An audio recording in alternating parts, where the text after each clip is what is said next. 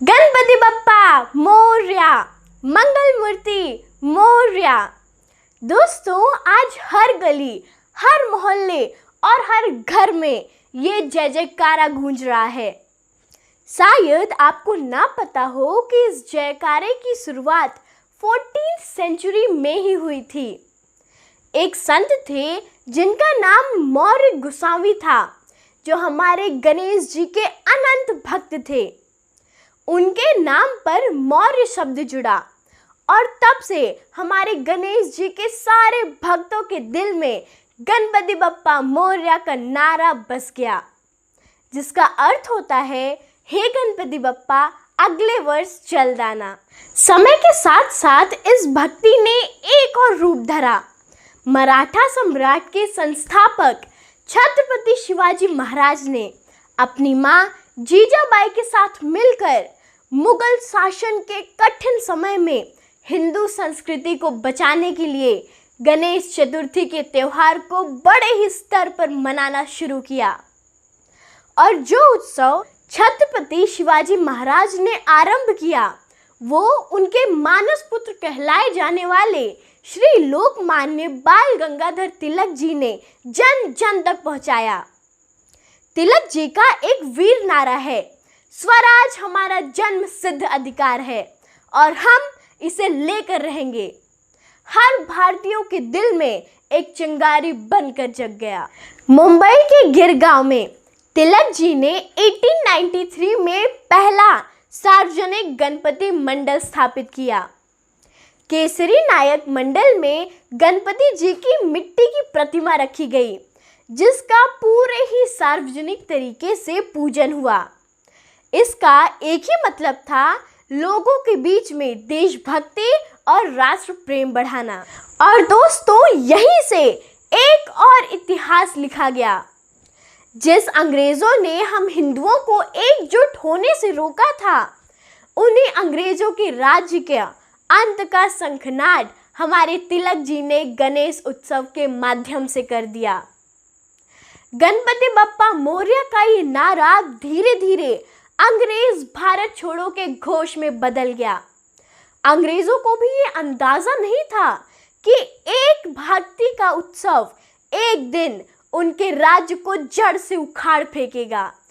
इसीलिए कहते हैं ना कि गणपति बप्पा सिर्फ रिद्धि सिद्धि सुख या समृद्धि के ही देवता नहीं हैं, बल्कि वे हमारी स्वतंत्रता के भी देवता बन गए हैं। तो ये तो था गणेश उत्सव का इतिहास। अब मैं आपके साथ शेयर करने जा रही हूँ एक ऐसी स्टोरी जिसमें छुपी है हमारे आने वाले कल का भव्य महल का पूरा मैनुअल। आज मैं आप सबको बताने जा रही हूँ गणेश जी की एक ऐसी प्रैक्टिकल क्वालिटी, एक ऐसा गुण जो आपके भविष्य को उज्जवल और आने वाले कल को शानदार बना देगा। तो ये कहानी है उस समय की जब महर्षि वेद व्यास जी को महान ग्रंथ महाभारत को लिपिबद्ध करना था, लेकिन इस महान काम के लिए उनको एक सहायक की ज़रूरत थी और इसीलिए विवेक के स्वामी श्री गणेश ने उनकी मदद करने का संकल्प लिया। लेकिन श्री गणेश की एक शर्त थी कि आपको मेरी एक शर्त माननी पड़ेगी कि आपको बिना रुके सारे श्लोक एक साथ बोलने होंगे, लेकिन अगर आप बीच में भी कहीं पर भी रुक गए, मैं वहीं लिखना बंद कर दूंगा। वेद व्यास जी ने कहा, तथास्तु, ऐसा ही होगा। अब वेद व्यास जी अपने श्लोक का उच्चारण करते गए और गणेश जी उसे अपनी लिखनी से लिखते गए। लेकिन एक समय ऐसा आया जब गणेश जी की कलम टूट गई। सोचिए दोस्तों, कितनी बड़ी समस्या थी। अब क्या करें? अब दूसरी कलम के लिए रुक भी नहीं सकते और इसे बीच में भी नहीं छोड़ सकते, क्योंकि ये दोनों ही ऑप्शन उनके संकल्प के विपरीत थे। तो गणेश जी ने बिना एक पल गवाए अपना खुद का एक दांत तोड़ा और उसे स्याही में डुबोकर महाभारत का लेख लिखना स्टार्ट कर दिया।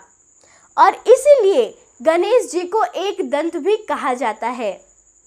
और लगातार 3 साल के कठिन परिश्रम के बाद गणेश जी ने महाभारत जैसे महान महाकाव्य को लिपिबद्ध कर दिया।